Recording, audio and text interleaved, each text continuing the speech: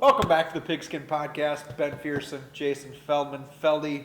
We'll touch on the Vikings and Gophers real quick. One great, one not so great. They both did win last week, but we'll talk about your Vikings first. My only question about last week is, where the heck was that in week one? Where was that team week one? My only question is, what happened to Tyrod Taylor? It's Where's at your home. jersey? I went with the old school Klein saucer this week to one-up you. One jersey per episode, I believe, is the... Okay. Anyway. As far as the Vikings, I wish we knew where that team was in week one. It'd be 2-0 right now, I'll tell you that. From the offensive line to the running back to the quarterback to the entire defense, looked like a different team. I think you got to start up front on both sides of the ball. The defensive line, I heard some fans calling in on these post-game radio shows talking about how the defensive line didn't get to Stafford enough, didn't sack him enough. He was getting knocked down in almost every play. I mean, the guy was getting up, shaking a body part. He didn't have any time to go through his progressions and to find Calvin Johnson. Look at his injuries this week. Right. He's got a laundry list of injuries this week after just getting knocked around last week, and he was moving around. He moved pretty decent for being a bigger guy. Does. But so he avoided sacks, but you're right, he got knocked down a ton. And along those lines, I think the big credit has to go to the Vikings secondary last week. You look at that first game against San Francisco, 49ers came out in these 3 tight end sets, power running game, established the edge. Detroit can't afford to do that with some of the injuries they have and the tight ends that they have. So they came out, spread it out. I was watching every play of the game that I can remember except for one. Xavier Rhodes was lined up one-on-one with Calvin Johnson. He finished with 10 catches for 90 yards and a touchdown. 17 targets, I think, too. Right. And it looked like a good game for Calvin Johnson, but I would guarantee you if somebody went and asked him after the game, he would say that he had to work for every single one of those catches. I thought Xavier Rhodes played a heck of a ball game, as did the whole secondary. Well, it definitely helps when Captain Munnerlyn holds Golden Tate on every single play. Every play he held him. And you know what? It's all right. It didn't get called. You know what? For the first time in his 18 games as a Viking, I was actually impressed with Captain Munnerlyn. He did a good job of holding. He got away with it. He was a great holder that game. Now, different story this week. I would say the Vikings, I'm more worried about that game, but I love that Norv Turner is with the Vikings now after all the years he coached in San Diego. I got to think that helps the Vikings. That said, Phillip Rivers, in a contract year, I think I wrote that somewhere, in a contract year, that guy is amazing, and as he is right now, he's completing like 80% of his passes, and he's got some nice weapons there. Melvin Gordon from Wisconsin is looking very good there, and they just got a lot of different guys that can catch the ball. The guy I'll be watching is Keenan Allen. I think he's going to be tough to guard this week. And I think what concerns me is if you go back and watch Sunday's game, the Vikings against the Lions, the Lions were getting open receivers. Yeah. Stafford was missing some. They dropped a lot of passes. San Diego's not going to have that happen. Phillip Rivers isn't going to miss those open guys, and his receivers aren't going to drop balls. So not this year. Next year he probably will. After he gets his deal. Yeah. So the coverage is going to have to tighten up in the secondary, and the pressure is going to have to be just as good, if not better, from that defensive line. But it should be a good football game. Fun to watch. You going to make a prediction right now? Yeah, why not? I'm sticking with the Vikings until we figure out just what team this is, what team we're going to see. I was going to say, if last week's team shows up, they're going to win that game. If not, then I'd be worried. Yeah, I really do think Norv gives them a big edge this week. I think he knows that offense very well, and that's the bigger concern to me is that offense. And he knows Phillip Rivers very well, too. Right. There was a stinker at TCF on Saturday, though. There was? I don't know. You didn't watch? I didn't watch. The Gophers? Jerry Kill didn't think so. He'd tell you they won the game. No, I did watch. Which they did. I unfortunately did watch.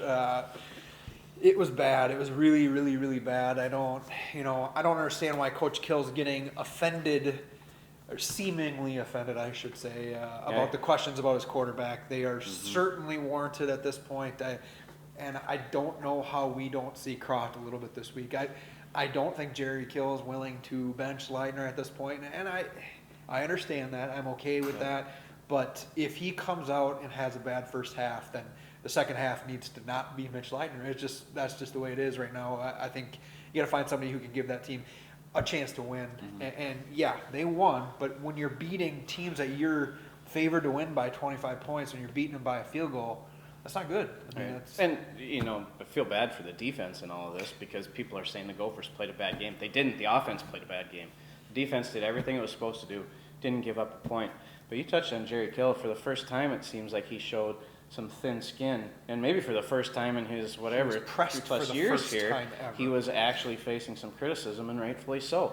As I brought up to you and to Gophers Rube Pat Ruff the other day, if Glenn Mason was still coaching this team and put out that kind of performance, what would people be saying?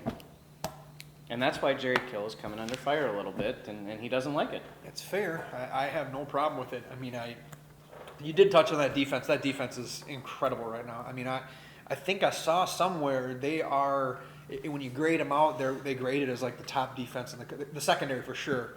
But when you look at how poorly the offense is playing and how many 3-and-outs they continue to give that defense, that makes it 10 times better to me. I mean, you know, if that offense was clicking and they were holding teams to what they're doing, it would still be impressive. But this, to me, and you know, I probably write this column on Saturday, but is this the best Gophers defense of my lifetime? I can't think of one that's even close. I can't. And to be fair to them, they can't continue to be on the field as much as they are. They're going to get worn out at some point. Right. If these 3-and-outs keep happening 4 or 5 in a row, that defense is going to just get worn down, like you said. So. Yeah, and you know, Pat Ruff said to me this week too, he doesn't think that Mitch Leidner's the biggest problem with the offense. I completely disagree that he is the biggest problem. He's far from the only problem. Right. I don't think receivers are getting open. You know, having that view that we do up in the press box there, you see things and you see that guys aren't wide open. You know, he's not missing a bunch of wide open guys, but he is missing some easy throws. You know, those easy throws, he's got to make those. And like I said, it's not his fault. And the offensive line has struggled. I can't really blame them because they're so banged up and injured, and they've been shuffling guys around. The other thing is the offense was so vanilla last week. Like every run was between the tackles. So you know, Ruff again. We keep mentioning Ruff and the Birkenstock boys. He's a Gophers Rube. He is. He's definitely that. But to me, when you run between the tackles every single play, really tough to make your offensive line look good. Right, and when Leidner tries to run, he runs between the tackles too. And yeah, it's not tough for a defense to guess if we can sit and see what's going on. Yeah. And, you know, the opposing team can as well. But they get Ohio this weekend. Decent team offensively. It's a team that hopefully we can do something with that offense. I mean, they got to put some points on the board. Let me ask you this though, you who watches the Gophers a lot more closely than I do. How much rope does Mitch Leidner have? It seems like a lot with Jerry Kill right now, but at some point, even he has to see that this just can't keep going on the way it is, right? I think he's such an emotional leader, and he's such a good guy. You know, his teammates love and respect him, so he's getting a lot because, you know, when you bench someone who is the unquestioned leader of that team, it hurts. You know, I'm sure it hurts morale of the team, but at the same time, when they see him, they have to see the same things we do. I can't imagine his teammates don't say that and see that. You know, they're not going to rip him publicly, but they have to see that he's struggling right now. You know, like I said, I'm not giving up on Mitch. I know the kid can do it. I know he can. He's just got to find it. And it sounds like he hasn't lost confidence in himself. I don't know if I buy that, but he says he hasn't. So we'll see. But hopefully he can. Need to see the consistency out of him more than anything. Definitely. But let's move on to the high school stuff, our important stuff. Feldy, our pick'em last week. I think we were even, right? We tied, yeah. 5-2 we each, had like two games. 6-1, 5-2. 5-2 each. Yeah, you're still a game up on me. We had 2 games that were different. Just let you hang around. I know. Let you hang around for a few weeks. Got to make it interesting until the end of the season, right? Well, I feel like this week I'll start crushing your soul and eliminating you from contention. I thought maybe you'd at least let me hang around until week 8 when we have all those good games to look I can't do that, Feldy. I don't like you. Let's do our players of the week. Feldy, you want to go first? Yeah, I do actually. And this is one that the stats aren't necessarily eye-popping, but we tend to avoid this team just because they've blown out everybody they face. And I'm going to go down to Grand Meadow and take their junior running back, Christopher Bain. He had 111 yards rushing and 2 touchdowns last week, which you look at and go, yeah, that's a pretty good game, right? He did it on 5 carries. You should give him the ball more. Yeah, we should. I know. Well, when you I'm not a coach. When you score every time you touch the ball, it's hard to get it much more.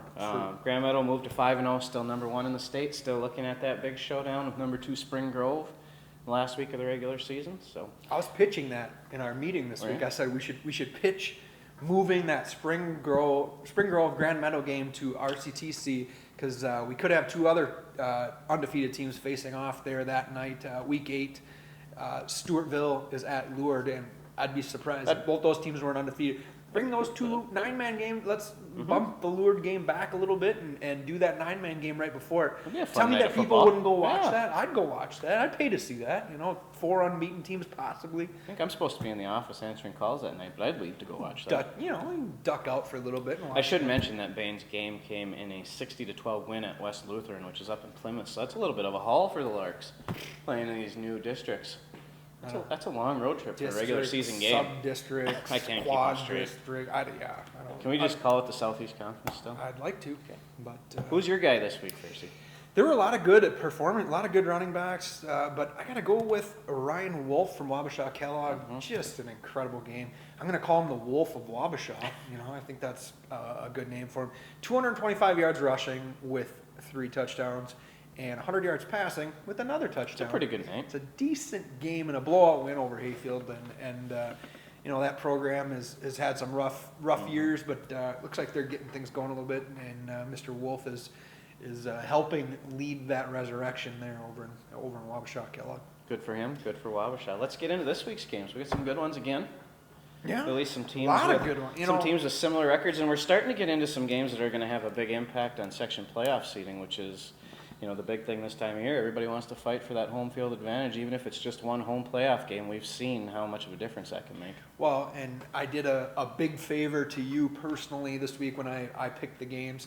I did not put a 9-man game on the schedule this week, so I have a chance. You're saying there's a Well, chance. it's one of those things. Like I said, I like to make you feel like you're relevant a little bit, but not too much. But we got a lot of big school games, a lot of even games for the big schools this week. So let's kick it off right away with your club, Mayo, hosting Owatona. Both teams 4-1. Truly, that's on paper to me. That's about as even a game as you're going to get. I think so too, and this is the one that could turn into a track meet with the way these offenses play. Owatona put up 77 points last week in a win against Austin. Isn't that the team that the writer over there was complaining about other teams running up the score on them, and then they put... That's been known to happen. Yeah, but they also gave up 41 or 44 or something like that, so the defense was not exactly up to par. But this is a good matchup, and we just mentioned the playoff seeding, and I think the 2 games being held at Mayo these next 2 weeks are going to go a long way. And in fact, they're probably going to determine the top 3 seeds in Section 1 of Class 5A between Owatona, Mayo, and John Marshall. So this is a big game. Mayo's coming back home. They lost 35-14 to Mankato West last week, the number 1 team in the state, but it's Mankato West, and believe it or not, Mayo actually took some things out of that game that they liked. They came away with some confidence. This is going to be a close game. It seems to be a lot of the times when Mayo and Owatona meet in the regular season. I'm going to take Mayo 35-31. I think they score a late touchdown and get a big win this week. Just out of principle, I'm going to pick against Owatona. I gotta. If I had one of those big Spartan heads, I'd pull it on right now. We should get one of those. We should start getting them for all schools. Memo to Jeff Whitney, Mark Queasley, Start sending Angie us your Meister, mascot heads, and Mark we'll start Peters. pulling them on. Yeah. But I'm going Sparty 29-14. Maybe instead of pro jerseys, the schools could start sending us a football jersey to wear. We could. Anybody who sends us one, I'd wear it. Yeah. I need like a small though. Send me the kicker's jersey. It's gonna be kind of tight anyway, I feel like. But. Okay, you're up first for this next one. All right. Move it right along. Someone's must go this week. Century is at New Prague.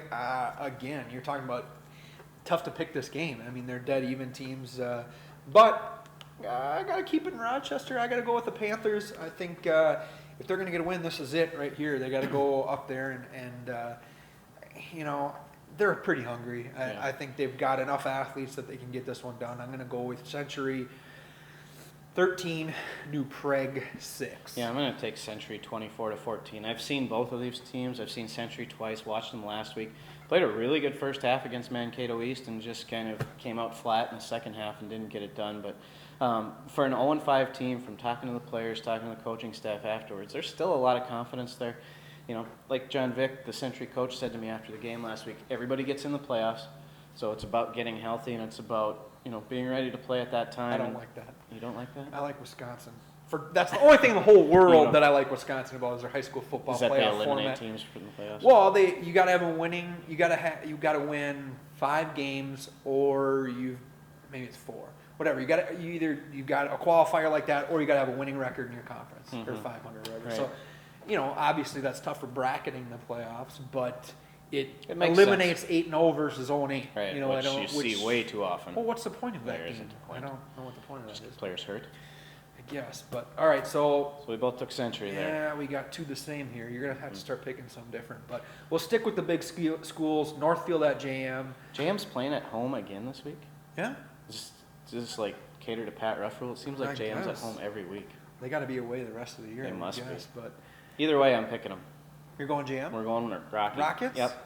I'm taking the Rockets. I and believe it's homecoming week. I think they're going to win big. I like the way this team's playing right now. They found something on offense. They've got a big line up front. I think the Rockets win this one big. I'm going to take JM 32-20. I think they win by a bunch. I don't. It's homecoming week. It's You're distracting. starting to sound like a head coach it's now. distracting. It's hard to keep your kids focused. Man. Well, I mean, if your quarterback takes his helmet off and puts his crown on, maybe that's a bit distracting. But aside from that, they'll be fine. They're not focused on football this week, Feldy. They're focused on dances and floats and parades They'll get and it things together. like that. But I can't pick against the Rockets because they're a few blocks from my house. So, but I really think that's going to be a tight game. I think it's going to be a 14-13 JM win. Wow. Another heartbreaker for Northfield because they've lost a bunch We've of played tight a few games. of those. Yeah. And, well, you think back to the beginning of the year, we looked at Northfield losing to Winona and losing to Red Wing, close games, and we thought, wow, boy, what's going on with this Northfield team? They were so good last year, and then they do this. Turns out those weren't bad losses after all. I think they were just trying to prove you wrong for Maybe. your predictions and the Pigskin Probably preview. so. But moving on to some smaller schools, RP at Southland, RP 2-3, Southland 2-3. Feldy? I think that RP record is a bit deceiving when you look at who they played. I can't. Southland has played well too, and I think both teams have played some tough competition. But I just like the way RP is playing, even though they're below 500 right now. I think they go over to Southland and win. I gotta pick a score, don't I? 24-14. I'm trying to go down the list and see if I'll have any others different, whether I need to pick this one different or not. Southland's a team that's reeling a little bit right now, and they are struggling defensively, giving up a lot of points. I think it's going to be a tight game, but I think that RP does get it done. I think it's a 35-28 win for RP. Very good. Moving on to KM at Byron. a rivalry game. It's a huge rivalry game. KM's 1-4. Byron is 3-2. I think you can throw those records out the window here when you look at these two teams. Do I gotta go first? I think so. Your turn. Put the pressure on you. Byron's struggling to score points. Now, Cannon Falls is a good defensive football team, but putting one score on the board in that game, I think, boy, I gotta go with the Comets. Are you? Yeah, I'm gonna go with the KM, Comets. huh? I'm going with the 1-4 club. I'm gonna go over and try to get Brady Berge healthy because I feel like that's a huge difference. I can't if he can somehow get back on the football field. I don't anticipate that being something that's gonna happen. You're gonna go drive him to the physical therapist? Might bring a cortisone shot or two or whatever I got to do. But I'll go with the Comets. I think it's going to be low scoring again. I'm going to go KM 20, Byron 13. If I had cards in here right now with big letters on them, it would be BEARS. You'd be Bears. pulling on a bear head right now. In the Bears, they should do that. In the Bears den? We need the Bears head, the Bears mascot head. Let's get that. I'm going with Byron. Yeah, they didn't put up a lot of points last week, but their defense played well, held Cannon Falls to Don't 6 let me points. down, Comets. You got all those wrestlers on that team. Do not let me down. Bears. I'm going with the Bears. All right. Love Next Bears. game is. Can I pick a score? No. Okay, forget it. Well, go ahead. 3-2. What do Yeah, I think it'll be low scoring again. 14-12. Byron wins. Byron wins. Won't let me down, Bears. Cannon Falls at Lake City, both teams 1-4. This is, to me, when I looked at all these games, I said that's probably the hardest one for me to pick. It could actually be an entertaining game to That's watch, gonna be very considering good. there's 2 1-4 teams Well, look who they've both there. played. Yeah, I mean, they're not right. losing to. You look at that district; they're playing good teams every week. Yes, accurate. So you got to Me pick first, this one yeah. first. I'm going to stay with the home team. I think the Tigers win, and I'm going to take Lake City in another close one. Like we said, this could be as entertaining of a game as we see this week. I'm going to take Lake City 28-24. I'm about to drop the bomb on Uh-oh. Philly right here. Bombers, baby! Going to Cannon Falls. I picked them last week. It didn't work out, but I know they're not going to let me down 2 weeks in a row, right? You wouldn't think so, but hopefully they do. I love quarterback at Lake City. I love Cannon Falls defense. I think Cannon Falls is going to win this game 14-0. Wow. You don't even think it'll be close? 2 Come on, scores. Pherson. It'll be 7-0, and then Lake City will be That's driving. two pretty good I see a football pick teams. 6 going the other way. It's gonna be tight. It's gonna be tight. All right, so No Cannon love Falls. for Lake City. I have plenty of love for Lake City. I think that's not a bad football team either. I think they're gonna be a very good football team for the next couple of years. They're not going to let you on the golf course up there anymore. Which one? I don't know. Either one. All right. Last game of the week: Dover Iota at Pine Island. Yep. Feldy. I gotta pick this one This first. one's on you. Dang it. I hate this one. This I is hate a that. tough- I hate that. This I is put a tough game- one, too. I know. I know who I want to pick, but I might have to go different. Just My wife works in Iota.